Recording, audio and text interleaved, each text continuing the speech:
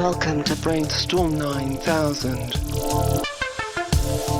Hello, dear audience. Greetings. And welcome to another episode of BrainStorm 9000. Exactly. BrainStorm 9000 is a podcast. No kidding. And you are listening to it. Right across from me is our remarkably intelligent Master McMaster.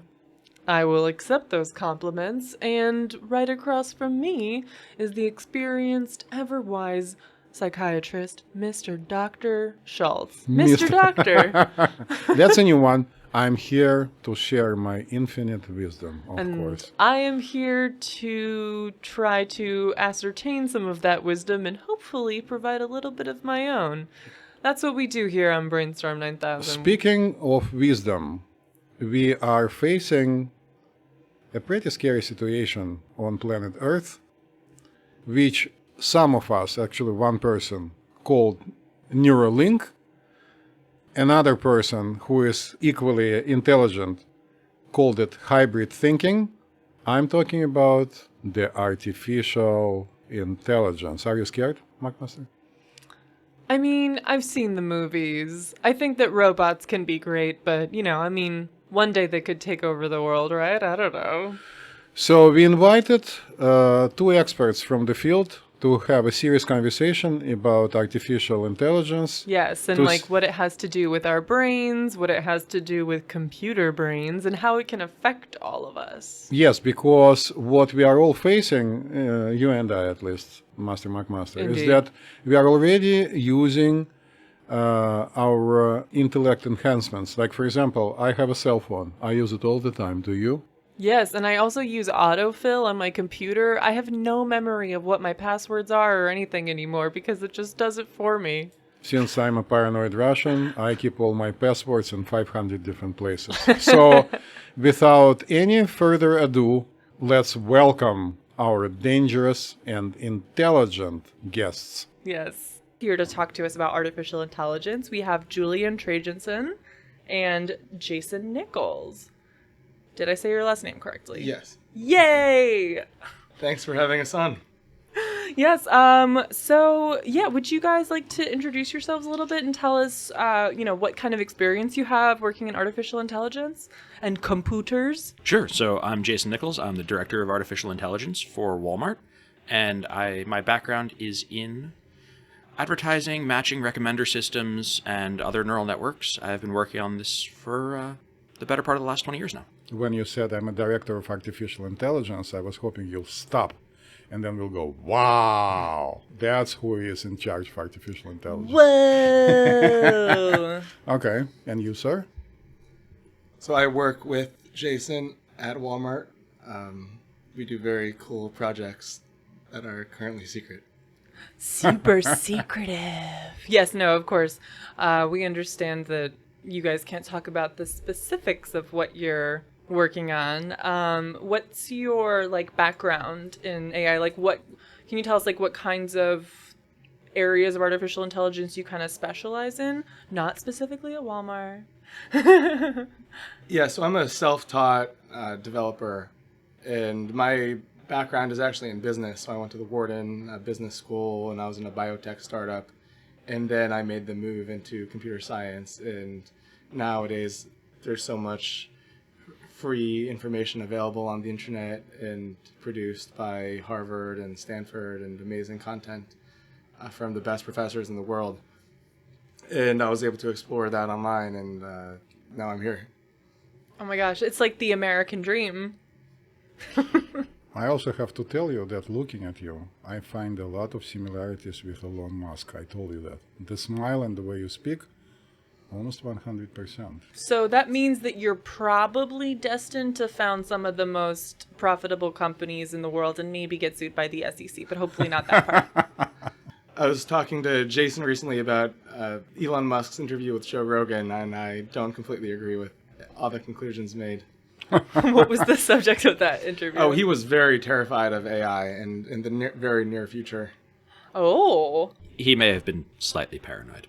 No, you don't say. Well, haven't you seen the Terminator, the movie? when people ask me what AI is, I usually reference the movie. Oh my gosh, please. Okay, so I'm Jane Normal. Can you tell me what AI is? No, seriously, actually, I'm curious. What is AI? So AI is broadly recognized as consisting of 4 discrete disciplines. You have machine learning, you have sensor input, robotics, and knowledge representation. And each of those 4 disciplines comes together to form the overall discipline of artificial intelligence. Very cool. Sounds very complicated. What is the Terminator explanation? I'm very curious. Oh, that's just a reference to the movie. You say like, so you know the Terminator movie? It's like that. That's it. Pretty much. Yeah. His explanation is a lot cooler than mine. Okay. Storytelling and narrative is always a great way to get your point across. You know what? Speaking of which, I've been using artificial intelligence for the last couple of years. For example, I drove today, and I used the GPS to remain unnamed because we are not promoting anything that starts from W. And GPS is installed on my iPhone, and it basically told me where to go. Does all of this count as artificial intelligence, like kind of all computer-based technology? I would say so. Artificial intelligence has evolved a lot over the years, and now we use deep learning and neural nets. But before, I think what you used is just a basic pathfinding algorithm to get you from point A to point B. And I think over time, those have probably been improved through. I would jump in to suggest that some of that is artificial intelligence, some of it is not. So when you talk about pathfinding or operations research or planning, these are all disciplines that play very heavily into artificial intelligence. Planning theory is really important for anything with agency to be able to plan its next moves. But while we have migrated towards those deep learning and deep neural networks, they're not necessarily new. So for example, the artificial neuron was first published by trying to remember, computational neurologists Pitts and McCullough in 1943. So that technology has been around for a long time. But even some of the pathfinding algorithms you'd use today, support vector machines, other classical machine learning techniques, they all still play a role in artificial intelligence. And they're all still crucial technologies. So it's not to say that we've completely moved into these deep networks as the only solution, but they're part of an ensemble, a very flourishing ecosystem that makes up artificial intelligence today, including possibly a reinforcement network as well that would help you plan, depending on who was plotting your traffic analysis today to pick the most optimal route. There is a certain vendor who I believe starts with a W, who may be the one that you were using, that relies very heavily on reinforcement signals coming from the GPS and other vehicles for it to update its routes. Exactly. So that would definitely be an example of a reinforcement network. You know what comes to my mind immediately is one of my favorite movies, which is called Red, R-E-D. I don't know whether you saw it, but Malkovich plays in this movie together with other very famous and gifted actors like Bruce Willis. Then Malkovich plays a role of, in quotes, paranoid, end of quote, ex-CIA operative who How lives... have I never heard of this movie? I want to see it immediately. No, it's a very good movie. You seriously. had me at Malkovich. Action, yeah. So he lives underground, and he constantly says that everybody watches him. And then, closer to the end of the movie, he turns out to be right. So I have a paranoid question for you, as if I'm playing the character. I'm getting more and more of a sense that for the last few years, the app that I use not only just honestly shows me what's going on, but tries to reroute me in a particular direction, probably routing other people, other drivers, into a different direction. Because every time I don't listen to this thing and go where I think it's good, I sometimes even gain time. So is it possible that they are preparing for self-driving cars with artificial intelligence to kind of divide up the traffic, to kind of send people to different directions? So a critical factor required to develop sophisticated artificial intelligence is the collection of data. So part of what you're doing when you're using the app is providing data to the application and the future developers who will work on the artificial intelligence. There was a great paper recently. I can't remember the name of the author now, but it was called "The Unreasonable Effectiveness of Data." He's one of the founders. It's not Andrew Ng. Peter Norvig. It was Dr. Peter Norvig. Published a paper called "The Unreasonable Effectiveness of Data," and in it he demonstrated that even fairly simplistic algorithms improve dramatically by increasing the amount of training data that they're exposed to.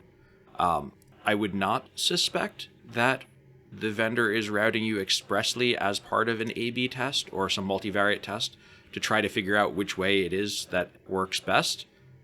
But I wouldn't say it's impossible. There's certainly a huge amount of data that we need to train especially pathfinding algorithms and planning algorithms like this.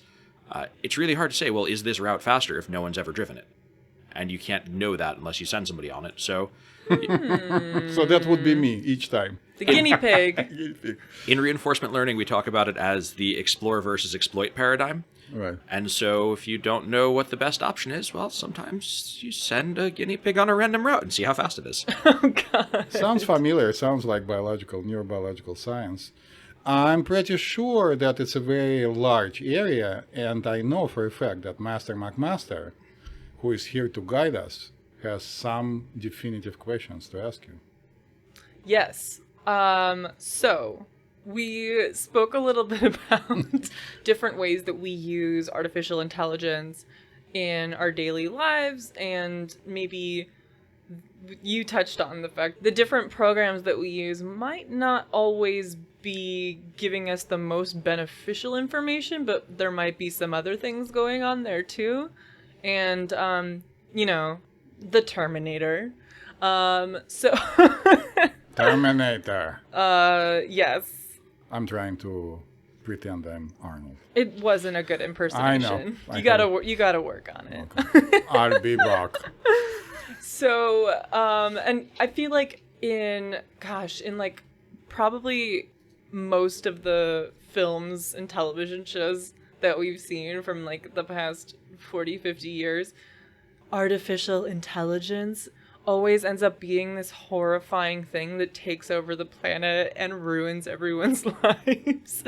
I'm curious what your take on this is, and like, do you think artificial intelligence helps us more than it hurts us? So probably for the last 100 years, there's been a large fear of any sort of advancement in technology. And I think to a large extent, a lot of those have been unfounded. Human progress in our control over nature and our lives has, improved dramatically, and human standards of living have gone up continuously. I think artificial intelligence, since it's something that a lot of people don't understand, there are a lot of fears around it. But I guess, so in its current state, artificial intelligence, so we know that websites and all this stuff and fucking Facebook are collecting our data and all this stuff. Do you think that there's anything that artificial intelligence in its current form, in the current form of technology that we have access to, is harmful to anybody? Or do you think that people are mostly just afraid of artificial intelligence because they think it's going to in the Terminator, take on a life of its own and then seek to destroy humans and then seek to be the best, ruling the world, blah, blah, blah? Yeah, so there are a lot of potentially nefarious purposes. So I think I could give 3 examples that kind of each speak to a different level of help and hindrance in society. The first, I think, is probably the most beneficial, which would be a lot of computer vision systems have been developed recently to help diagnose tumors. Ooh. And so we can use these systems to examine x-rays, CAT scans, PET scans, and as accurately, if not more so, than a human professional, diagnose a tumor. And so that's a tremendous boon to society at large. At a less beneficial note, you have the example like Netflix recommendation engine. Perhaps not the biggest help to society, but I appreciate it nonetheless, and sometimes it recommends a good show. Yeah. And then on possibly some of the more detrimental notes to what Julian alluded to earlier, you have things like deepfakes, which are videos or images that are created using deep learning technology that are virtually indistinguishable from reality. And so if you've seen recently, there was a video produced of President Obama speaking except he never actually said any of those words or gave that speech. And the speech is virtually indistinguishable from a real speech or a real presentation. Say what? Wait, and so are you saying like a program, an artificial intelligence program just created that? Two, but yes. Like by themselves or under the control of a human? And this is the problem with tools. They're only as good as their users. So it was definitely under the direction of a human being who, in this case, was benevolent and wanted to demonstrate the possible risk, but needn't have been and could have made things much worse. Oh, yeah. You know what I can tell you about 100 years? It's actually been thousands and thousands of years that people on Earth have been afraid of technology. For example, there is a famous legend from ancient China, thousands and thousands of years ago, when the emperor was told that there is a person who made a flying machine. He asked this person to be brought to his palace and to demonstrate the flying machine. And the person came and flew. And then after the person left, the emperor said, "Kill him and destroy his machine." And they said, "Why?" And the emperor answered, "Because the next thing he's going to do is to start throwing weapons from the air." It's a very famous story in the Orient. Yeah. So people have always been afraid of technology, always, right? You go, yeah, because it can be used as a weapon. Yeah. It's the dilemma, as Jason said. It's there's so much good we can do with any tool, but we can also do, there's also nefarious purpose, uses people can find for it.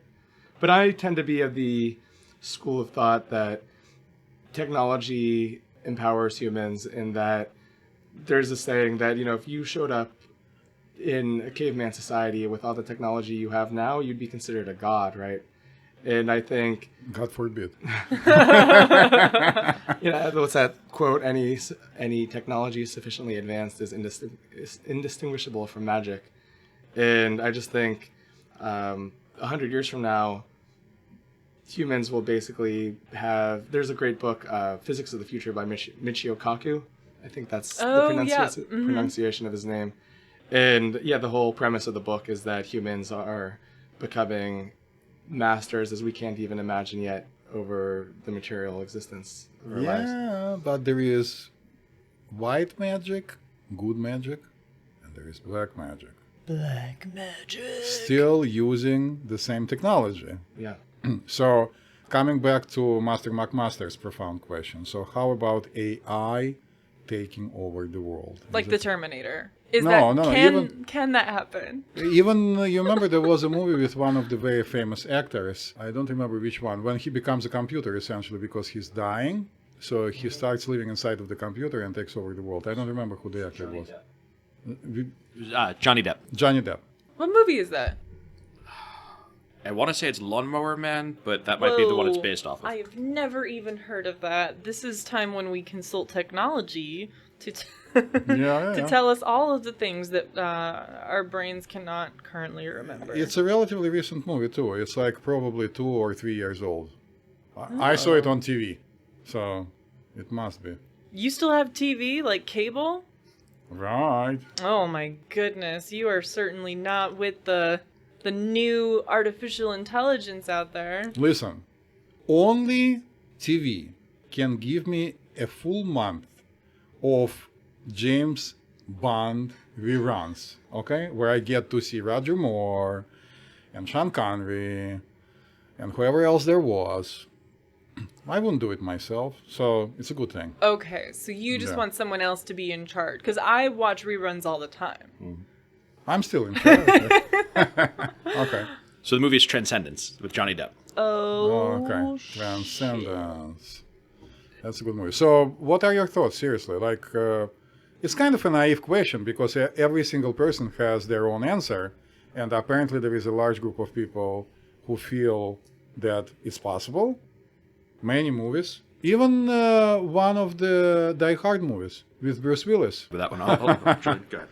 Well, I think the deeper question you're asking, or that I'd like to know you're asking, is, are you referring to a Terminator or some sort of weapon with its own intelligence, or just Yes. or something like a drone that No. can target? No, drones are already here and now. I'm talking about essentially a robot, because scary stuff is being reported all the time. So Sophia, an intelligent robot, right, who talks. I understand she's programmed. Or these cute little robots from Japan who do amazing things. Right, because it's my understanding that you Right. can, like, when you create a computer program, you can program into it, like, learning algorithms so that it can, you know, find solutions to problems that it wasn't necessarily, like, it can learn. So it's not necessarily that it can only work with the information that was inputted into it initially. So I think kind of what we're getting at, and what, I mean, that's the concern in Terminator, right, is can we create a self-sufficient learning artificial intelligence program, algorithm, something that could eventually become like self-aware or have its own kind of agenda? So I would argue that the difference between artificial intelligence and human intelligence is that artificial intelligence requires rewards and goals that are pre-programmed, whereas humans, we get rewarded with, I mentioned, serotonin and biological factors. A robot can't develop its own goals, and as I alluded to earlier, that's sort of what I thought was ridiculous about Elon Musk's interview, where he was concerned about artificial intelligence developing its own consciousness and taking over the world. Yeah, so there are tools we have, and I mean, in my mind, it's sort of funny that a program like TensorFlow is an example of one of the programs we use for artificial intelligence. The program TensorFlow taking over the planet, or like Microsoft Windows 95, you know. They're just programs we run, and I don't think we're yet at that state. Listen, so I don't know about you guys, but I've had, together with my friends and my wife, scary occurrences when you are talking about something and then you go and Google it, and the first option that comes up is what you just spoke about. Have you ever had it? So is it listening to me, this thing? How does it know? I mean, I think we're conflating a lot of different things. So Okay. in Transcendence, for example, the threat is not an artificial intelligence, it's a human. Okay. And so one of the problems is these tools, while they may empower people, the people may provide that agency that skews it towards good or bad. Even to the Google example, data collection is not necessarily the same thing as artificial intelligence. So while they may use AI for a speech-to-text conversion, Right. just turning the microphone on, it's still just a microphone. It's no smarter than the one in front of me. So it's a question then of where you're putting that intelligence. AI really has it.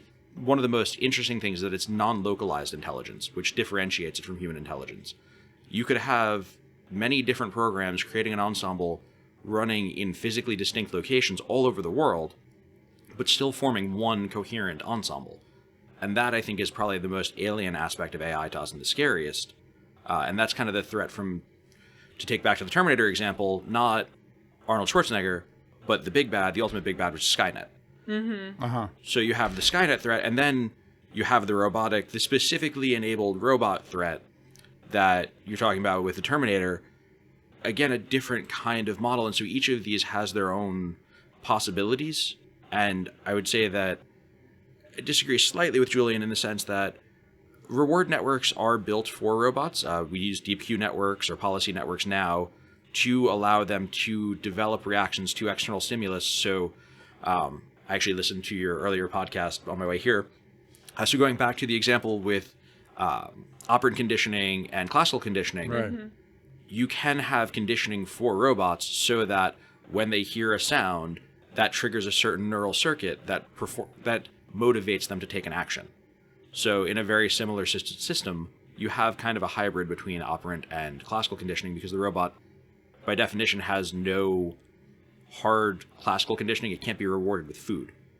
but you can reward it through different pathways. What scares me in what the two of you just presented is that united we stand, divided we fall, right? The united we stand has never been the case for humans. For example, ancient Rome is doing great, and then it starts falling apart because people are too smart and too spoiled, and then by the barbarians who are united come in and destroy them. The same is true almost about every superculture. When the united force destroys the spoiled, disorganized, advanced something. So aren't we at this point at the junction of our evolution about which a philosopher, Nick Bostrom, talks, saying that the creation of superintelligence could rapidly evolve into something that could accidentally or deliberately destroy the mankind. Maybe him, maybe somebody else called it a post-human stage of evolution. Like evolution went from one cell all the way up to us, and now we are just a step, and the next stage is going to be the AI. What are your thoughts on this? So Bostrom cribs very heavily from a previous philosopher and the futurist in resident at Google, Ray Kurzweil. Yes, And who I Kurzweil. love. Fantastic guy. Read all his books. And so he coined the term that singularity, Right. which is the event that Bostrom is attempting to describe.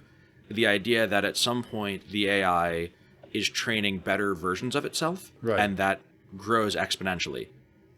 The problem with that argument is that it's not actually how AI works or how training works. When we use an AI to train another AI, it's referred to as a teacher-student network. Right. Unlike in the movies, the student never surpasses the teacher. So we can use one network to train another, so I could use a very advanced network to train a very simple network to do the same task, but the simple network will never be better than the advanced network. It may be faster, it may require fewer neurons, but it's like a human training a dog. The dog does not become smarter. It may learn 100 words or 200 words, but the vocabulary of the human will still always exceed the dog. And so if you throw away that constraint, this singularity becomes easy. But unfortunately, we aren't yet able to throw away that constraint where the examples being provided, the data being provided, the accuracy of the data being provided, these are all the core problems we have. AI is very much like pedagogy and training individuals and training humans. So we study things like curricula-based training. We study things like providing samples and hard negative mining, because it's very easy for us to go back and say, oh, see, here's where you messed up. And that provides that feedback and that correction to help the AI get better. But someone still has to say, this was right, this was wrong, and here's where your mistake was. And to have that superintelligence presupposes the existence of the superintelligence to be able to train the lower network. Right. So it's kind of the free lunch paradox. I'm sitting here and imagining a group of dinosaurs doing a podcast 100 million years ago, talking about humans. That's a bit of a stretch of the imagination. We took over, you know. I mean, not necessarily, not because we were smarter, but because nature fucked them over. Now, what are the odds of a meteor? Come on, guys. 1,000,000 to 1, easy. We've been Or around maybe for 100 million years. Or maybe it was a spaceship from another planet. Okay, let's avoid all the conspiracy talk. Or maybe it was an AI that went back in time. Oh Yes. my god. It all comes back to Terminator. Everything in my life seems to always come back to Terminator. You don't like the movie, do you? Are you kidding me? You like? Anything with Arnold Schwarzenegger in it, I'll watch. Then the best probably is True Lies. I disagree. He plays a human in The it. number one best movie of all time, Right. Schwarzenegger or otherwise. Jingle all the way. You took the words right out of my mouth. No, I was going to say Predator. I'm actually afraid of that movie. I can't watch it. It's so It scares me. good. That's the point. Any more questions? Oh, Master of McMasters. Yes, I do have more questions. Okay, so you've mentioned a couple things that sound sort of like human brain terms like neural networks and neurons. Can you tell me what those are in the realm of artificial intelligence? Yeah, because we don't actually know how the actual neuron works. So it's a model, right? Yes. So everything is pretty much our entire field is based off of one paper from 1943 Right. by those two computational neurologists I mentioned earlier. And originally, it was a very, very simple model, which allowed for a certain number of inputs to reach a neuron, and then they would add up how many were on, and if that was over a certain threshold, they would continue to propagate the signal. And so, using that very basic model, they found they were able to build networks that could very quickly learn how to accomplish very simple tasks. Back then, the biggest problem was there was no computer. And then as computers and hardware developed to enable the actual running of these artificial neurons, the next biggest constraints were the speed and the processing. But we do borrow incredibly heavily. Convolutional neural networks are borrowed from the study of the structure of the brain's visual cortex. And I'm sorry, I'm not a brain scientist, so it's a little bit harder for me Oh, sounds like you are. to dig into it. But we actually learned quite a bit. We studied the visual cortex, and we found that neighboring optical receptors would trigger related neurons, and these neurons would then trigger their neighbors, and so it preserves kind of a spatial relationship between the rods and cones in our eyes that are activated, and then the neurons that are activated later on in interpreting the signal. So we really do draw a tremendous amount of inspiration from neural science. It's really the foundation of what we're trying to model. So it's a classic map in the territory problem, though.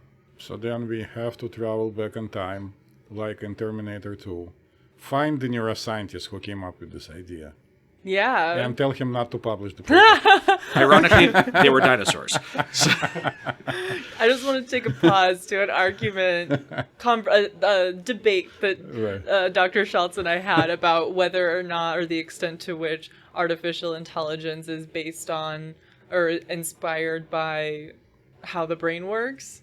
And I said that I think it is, and Dr. Well- Schultz said absolutely not, because we don't know how the brain works. Yes, it's inspired by what we understand about the brain. Like, for example, I can tell you, cybernetics was created, correct me if I'm wrong, in the 50s. One of the main principles of cybernetics is negative feedback, which is a very simple concept. If there is something that is too much of, like, for example, I'm talking too much, Master McMaster starts signaling to me or interrupts me, gives me a negative feedback, and I stop. or not. Or, for example, if a child reaches out to a hot object, touches it, pain, negative feedback, pain, stops. Or in my case, a grown adult human. Right. Still So this concept actually first was introduced by a very famous Russian neuroscientist, Pyotr Anokhin, who published all his work in the 20s in Russian. But then he started claiming that Wiener, the guy who introduced the concept of cybernetics, took it from him. But the guy never read in Russian. He didn't know what was said. But if you compare them, the model is what was understood at this time about a rather complex way the brain works. So what I'm saying that it's kind of like a black box model. We don't know exactly what's inside of the brain and what's happening. You mentioned serotonin in the beginning. Some doubts have been cast over the serotonin theory quite a bit recently. But still, is it a neurotransmitter? Yes. Does it help one neuron talk to a bunch of other neurons? Yes. But is it the end of the story? No. So artificial neuron or artificial neuron links, Neural networks. neural networks, is the same thing. Yeah. Say they're based only on the calcium-potassium channels. Yes. So there's nothing... Actually, the Holy Grail, I wouldn't say the Holy Grail. One of the most active areas of research in AI would be to be able to simulate the serotonin or dopamine, those kinds of broadcast signals that have a longer lifespan, exist in the brain for some duration of time, as opposed to the electrical potential, which is transmitted from neuron to neuron. Right. And it's an area of tremendous active research today. Yeah, but maybe there is another way to do it. what is remarkable to me is Elon Musk introducing the concept of Neuralink. Maybe you can explain it to us, because I don't know how he can connect any external devices, any peripherals, to the brain reliably, because in my mind, Neuralink means that we are enhancing the brain, right? Of course, my iPhone enhances me, of course. But your consciousness is separate from the iPhone. Yes. No, it's not, but as we understand, our eyes are basically a part of our brain. People who study the eyes would actually tell you directly, it's a part of the brain. It's not even, it is a peripheral device, but it's not. It's kind of an outgrowth, sounds scary, of the brain. So, in a sense, the iPhone is directly connected to my brain because I keep looking at it. And then I have another peripheral device, my ears, that keeps listening to it. And then I have another peripheral device, my fingers, that keep touching it. And then I have another peripheral device, my vocal cords, that keep yelling at it, shut up. In Russian, usually. Correct? So it's already a scary thing, because I'm to meet more than 2 or 3 people I know who don't carry an iPhone. In this room, I don't have an iPhone on me, but you guys do. Master McMaster has one in front of her. I do. And both of you have, right? And I don't have it not because I'm such a saint. I just forgot it. Left it in my office. You know what I mean? So we are, but can you explain the Neuralink concept? Sure. Okay. So the idea behind it is based off of a little bit of deep learning and a little bit of neural imaging. So there's 3 main concepts to it. There's the input, there's the output, and there's the interpretation. Right. So the input is just an EEG. It's going to listen to the electrical potential, the activity of the brain. The hope is that it will be able, through inference of the interfering signals, to interpret the deeper neural signals, not just the surface activity on the outside of the brain, but really get down to like the cerebellum and just get everywhere, all the way down to the bottom. Okay. That is kind of black boxed into the interpretation of the input signal. Good luck with that. Right? I have my... I wish them the best of luck. Right, me too. And then, so that's the interpretation, where they'll have some machine learning model that reads the changes in the electrical activity and tries to ascribe those changes to changes in the brain. Right. And then, on a further level, there's an interpretation model that will say, okay, well, if I wanted to induce a change in the brain, I could run a current or a combination of currents, which would then induce an electrical current inside the brain, just through induction. Right. That's also a very advanced field of research that they are actively pursuing. And if it works, it would be very interesting. It's unfortunately limited to only those signals which would be carried through the calcium and potassium channels, through the electrical activation channels. So feelings like contentment or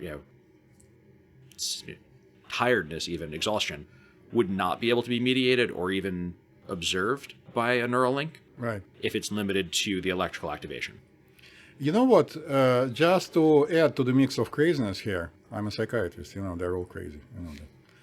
That. We were talking to a neuroscientist about the fact that insects, for example, have very few neurons, 5,000, 10,000, 3,000. But think about the flying machine, the fly. It flies in a super sophisticated way. It's not driven by a human, at least not that we know of, or superhuman. And it has very few neurons, doesn't have a brain.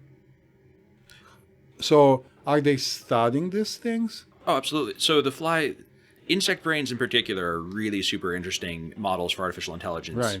Right. The bee, I'm not as familiar with the fly, but the bee has a brain that actually spans the bottom of its torso and the top. And still has very few neurons. Very, very few. But you'd be amazed what we can achieve with very few neurons, even in an artificial neural network. So the research in the field of neuroscience actually jives really well with the experience we've had in artificial neural intelligence, artificial neural networks, where these very small networks of a few thousand, when they're properly rewarded, can Right. achieve amazing things, like tremendously complicated results, including they've built small bots that fly just like a fly, controlling the wings about the size of a horsefly. Yes, I already saw a spy robot who looks, who or which, I don't know, looks like a mosquito. Mm-hmm. And is the size of the mosquito. I mean, I saw it in the news. I didn't see it in real life. So, When you talk about ants, where my mind goes is how the ant colony is greater than the sum of the individual ant, right? yes. And I think in that same way, we have amazing AI programs that can, pick what movie you want to watch, whether this is your face when you pull up your iPhone, what's the best way to get to this route. And I think a lot of the biggest advancements that we'll be seeing are when these get combined in an ensemble. Ensemble. It Ah, is. yes, and actually, kind of on that note, so human consciousness, we have a very, very tenuous, at most, grasp on how it works and what it means to be conscious. We can create artificial intelligence that sort of mimics consciousness in a way, like right? I mean, I can't. I would love to meet. So, okay, I'll rephrase. So people have tried to create artificial intelligence that can mimic human behavior, human language responses, like all of the programs that have been made to like pass the Turing test and things like that. So I'm curious, well, do you agree? Is that an accurate statement? And I also wonder if you guys have any thoughts about what you think is the biggest difference between like a human and the most sophisticated artificial intelligence robot you could possibly create. A computer outplayed a chess player. A famous Yeah, like chess that, player. like things like that have happened. It did. It did. That was in 1997, wasn't it? No, Kasparov lost no, to Deep no. Blue. In 1997, Kasparov probably won, but then he lost. No, it was the Go was the more recent one. Uh-huh. DeepMind beat the world champion Lee Sedol Right. at Go.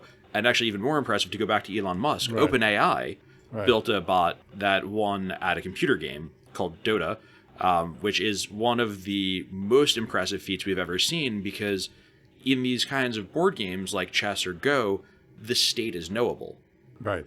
In the condition where they were playing against each other in Dota, there's a fog of war.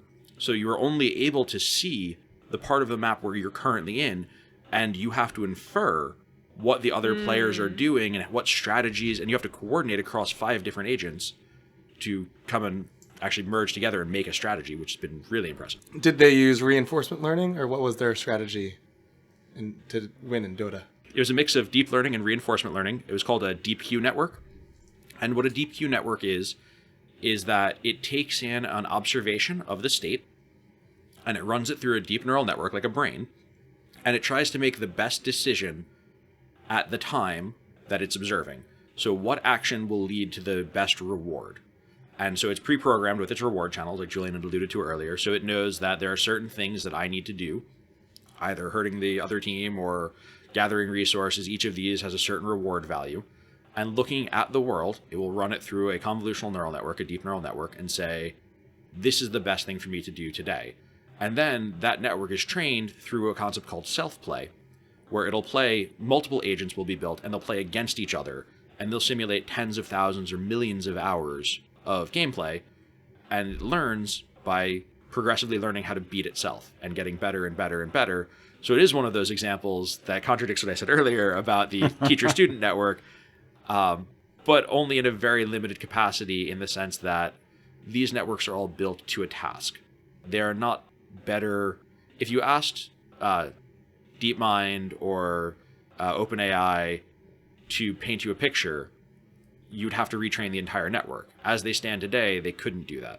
If you asked them what the weather was, they have literally no capacity for that concept. They lack the sensors to observe weather, the knowledge representation to be able to even describe that state, and, well, the robotics to answer you.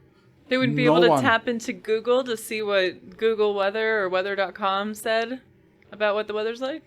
If you built a new one, sure. But today, that's the problem. Each one is built so custom and so specific that general applicability, you could take a network that's fantastic at X, and as soon as you ask it to do Y, they really fall apart on generalization. I have to tell you, no one has a capacity to predict the weather. No one. Not even weatherologists? No. What are they called? Meteorologists. Meteorologists Oh, specifically. those ones. People constantly complain what they're getting paid for. But of course they collect a lot of data. I hear there is a Chinese proverb that goes something along the lines that the only way to predict the weather is to come out of your house and see what's going on. So That's not a prediction. you were going to say something, Julian? Yeah, what I found really interesting in what Jason said is the strategy used to develop the model, which is they generated their own data. And that's the constraint that's often necessary to overcome. And they got the AI to play other AIs, and it was able to gain lifetimes of experience. So that concept is referred to as synthetic data, and it only actually works when the universe is also artificial. It's really easy to gain tremendous amounts of experience because the game doesn't change. It will always be able to play Dota over and over and over again under the same conditions, under the same constraints. One of the scenarios that I've seen in the real world that we've had problems with at other places that I've worked, not necessarily where I work today, is that customer behavior changes. And so we had built a network that would try to predict what it was that you were searching for. So basic just auto-completion for a search engine. I won't say whose, but a certain search engine, relatively common one. And so when we built autocomplete, we found that, for example, World Cup is the best example. What you're searching for depends on where you're searching, when you're searching, and oddly enough, your gender. Men are dramatically more likely to be searching for the Men's World Cup. Women are substantially more likely to be searching for the Women's World Cup. The year that you post-fix to World Cup depends largely on which of those two events you're looking for. So the 2018 Men's World Cup, if you were searching today, I would be more likely to search for World Cup 2018, whereas Master McMaster might be more likely to search for 2020. And then the location also plays a big role. If you live in a country that happened to either have a stunning victory or crushing defeat in the most recent World Cup, you're more likely to refer to that one than you are to the next one. And all of these features play a role in it so that I don't remember where I was going with this. So these are all things that can be incorporated into an algorithm that ultimately, generates the type of results that we see in, for example, a search engine. Yep, those predictions are based on that. I have to tell you that the more I listen to you guys, the more I realize that it's an enormous thing that is happening to us, and the conversation could go forever. Yes, I have It's very one interesting. final question. The final question from Yes. Master McMaster. This is BrainStorm 9000. We're all about brains and things that affect them, what makes them so wonderful, what can make them so terrible sometimes. So what I would love to hear from you two experienced, intelligent, artificial intelligence researchers and engineers is, what do you think is the most remarkable thing about the human brain that maybe you wish we could figure out a way to program a computer to do that? For me, what's really interesting is that we can map in a very deterministic way a lot of principles in nature. So if I throw a ball at 3 miles per hour, I know it'll land over here. And if you look especially at the universe, you can see the pattern of galaxies forming and stars rotating around the galaxies. And within that, the human looks really, really, really small and almost insignificant. But I think the fact that humans can choose their own paths to a large extent and grow in ways that are completely unpredictable within the larger system, that over the course of maybe millions of years, humans could, build domes around stars, create stars, potentially change the ecosystem and the system there within very dramatically. And to me, that's what's most interesting about a human. And when you look at machines, which are just hunks of metal, we have the ability to potentially incorporate them into our, greater designs. And maybe over millions of years, we'll take simulated consciousness and, have pretty much unlimited potential to not just be, some molecules that stay on the planet Earth. Interesting. That's very cool. I love that. Jason, what do you say? I think that it's hard for me to pick what the most interesting and relevant part of the human brain would be for AI, given how heavily influenced the entire field has been. I mentioned earlier that understanding the more persistent neurotransmitters is a tremendously interesting field of research for us. Understanding sensors, agency, memory, knowledge representation. I mean, we've come a very, very long way through semantic embeddings, through style transfer GANs, even to giving us an element of creativity. But just really the fundamentals of what makes the brain work are so valuable. I mean, the feedback loop has been so beneficial between AI and neuroscience that any advance on either side really pushes the whole science forward. And so it would be impossible to say which one thing would I want. All of it. Just if we could get that now, that would be fantastic. All of it. So maybe on this very insightful and positive note, we should say goodbye. TensorFlow is coming for us all. This episode is terminated. Thanks, guys. We'll be back.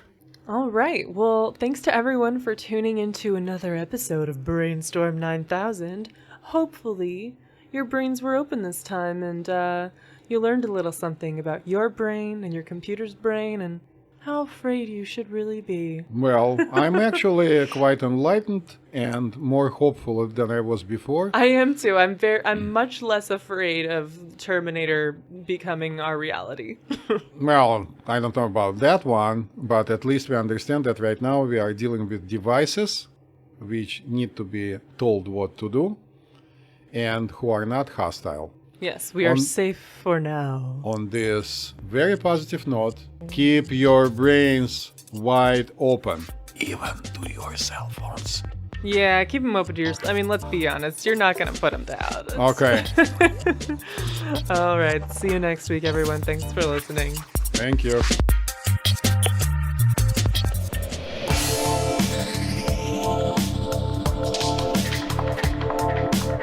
Hey everybody, thanks for tuning in to another episode of BrainStorm 9000. If you like us, love us, or marginally tolerate us, hey, go ahead and subscribe, rate, and give us a review on iTunes or Stitcher or wherever the hell you listen to your podcasts.